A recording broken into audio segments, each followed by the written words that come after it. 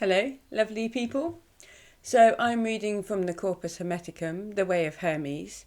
This translation is by Salaman van Oyen and Wharton. We're on book 16, Asclepius to King Ammon. Asclepius to King Ammon concerning God, matter, evil, fate, the sun, spiritual substance, divine nature, man, the law of that which fills the universe, the 7 stars, the image of man. My king, I'm sending you an important letter which crowns and recalls to mind all others. It doesn't accord with common opinion. Indeed, it refutes what most people think. In fact, it will appear to contradict some of the things I've previously said. For my teacher Hermes often used to say to me privately, and also in the presence of Tat, that the composition of my books would appear most simple and clear to those who read them. He added, however, that they are obscure and keep the meaning of the words hidden. He said they would become even more obscure later, when the Greeks decide to translate our language into theirs, which will lead to even greater distortion and obscurity. When expressed in its original language, the text preserves the pure spirit of the words. For the very quality of the sound and pronunciation of the Egyptian language carries in itself the power of what is spoken. Therefore, O King, as far as it's in your power, and your power is unlimited, please ensure that this text is not translated, in order that these mysteries do not reach the Greeks. For the arrogant, loose and showy style of the Greek language will sap the majesty and strength of our own, which preserves the power of the words. The Greeks, O King, use empty words, which produce mere displays. This is the language, the philosophy of the Greeks, a noise of words. We do not use such language, but sounds full of power. Here I shall begin my letter by invoking God, the Lord, Creator and Father, who encompasses everything. He, being all things, is the One, and being one, is all things. The totality of everything is one and is in one. There is no second here, for both are one. May you remember this principle, O King, for the rest of my letter. For if anyone were to attack that which seems to be the all and the one, which are the same, taking the term all to be separate from the one, and to be a plurality and not a fullness, which is impossible, he will sever the all from the one, and thus bring the all to naught. For all of necessity all things are one, since there is in fact a one, which never ceases to be one, lest the totality be dissolved.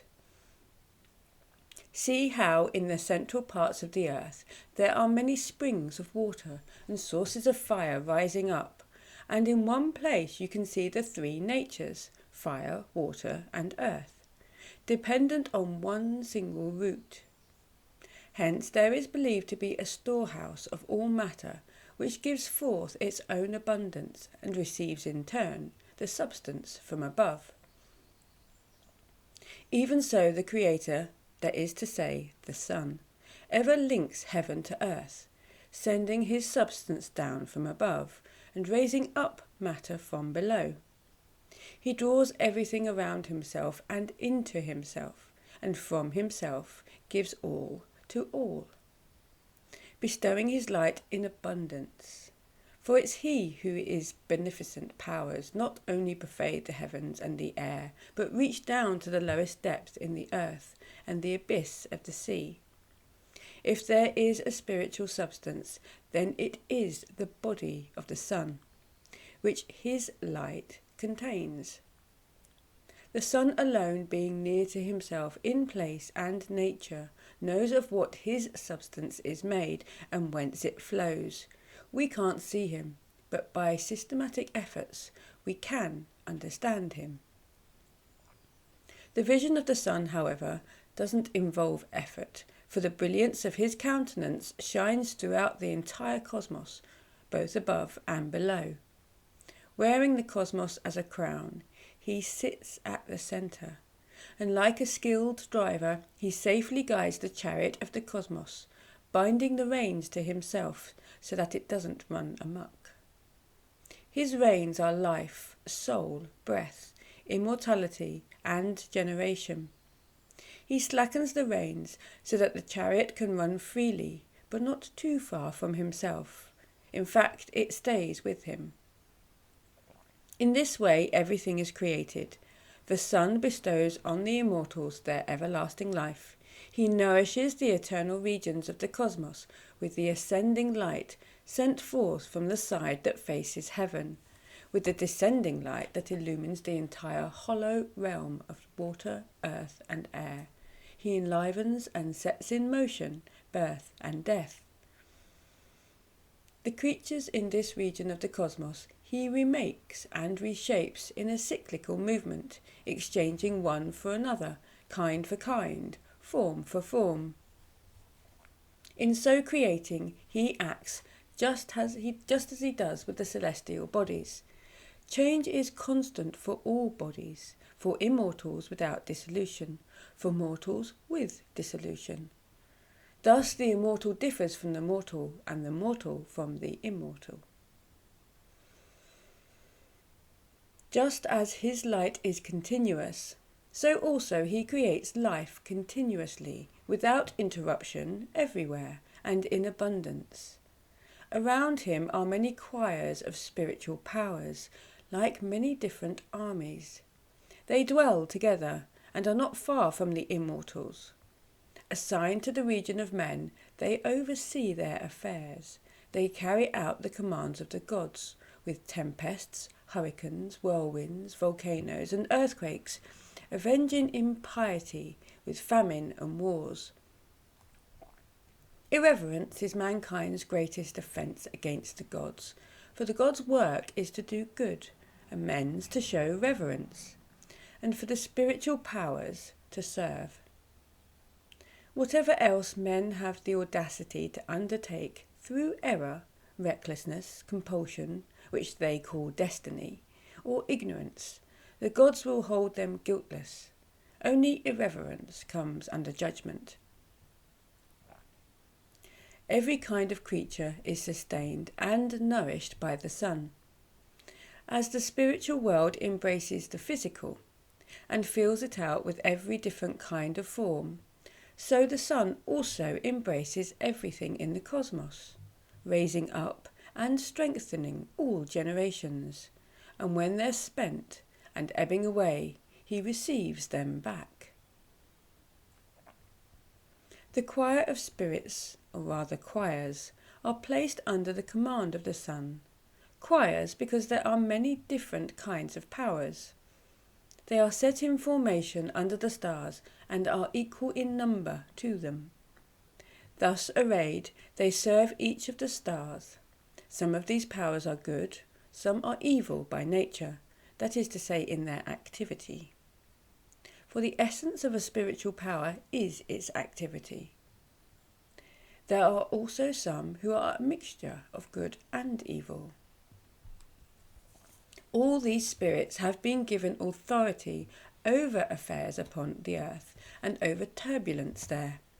They cause a variety of disorders, both publicly in cities and among nations, but also in the life of individuals. For they shape our souls after themselves and arouse them by residing in our sinews, in our marrow, veins and arteries, and even in our brain, penetrating as deep as our very entrails. The spirits who are set as attendants beneath each star, according to what each birth merits, take possession of each one of us at the moment we're born and given breath. Never stationary, but turning about, they change places from moment to moment. Now, when these spirits enter the two parts of the soul through the body, each agitates the soul according to its own activity. But the rational part of the soul stands free of the tyranny of these powers and remains fit to receive God. When by way of the sun, that rational part in a man is illumined by a ray of light, and such men are few, the spiritual powers cease to affect them. For no spirit or God has any power against one ray from the supreme God. But all other men are born and led, both soul and body, by the powers whose activities they dearly love. It's their thinking which is misled and misleads, not the love. Thus the powers have control over all our affairs upon earth through the instruments of our bodies. This control Hermes called destiny. Thus the spiritual world depends upon God and the physical world on the spiritual, and through the spiritual and physical world the sun receives from God a flow of consciousness. That is creative power. And around the sun are the 8 spheres who depend on it. First is the sphere of the fixed stars, then the 6 of the planets, and the one that encircles the earth. The spiritual powers depend on the spheres, and men upon the spiritual powers. Thus all things and all men are dependent upon God. Wherefore the Father of all is God, and the Creator is the Son, and the cosmos is the instrument of his creative power. His spiritual substance governs the heavens govern the gods, and the powers, which are appointed by the gods, govern men. This is the host of gods and powers. Through these instruments, God by himself creates all this. And all things partake of God, since this is so, they are God. Therefore, in creating all things, he creates himself, and he can never cease to create, for he himself never ceases to be. And God has no end, and so his handiwork has neither beginning nor end. Okay, that concludes the books from the Corpus Hermeticum. I hope you enjoyed that, and I will see you for the Kabbalion.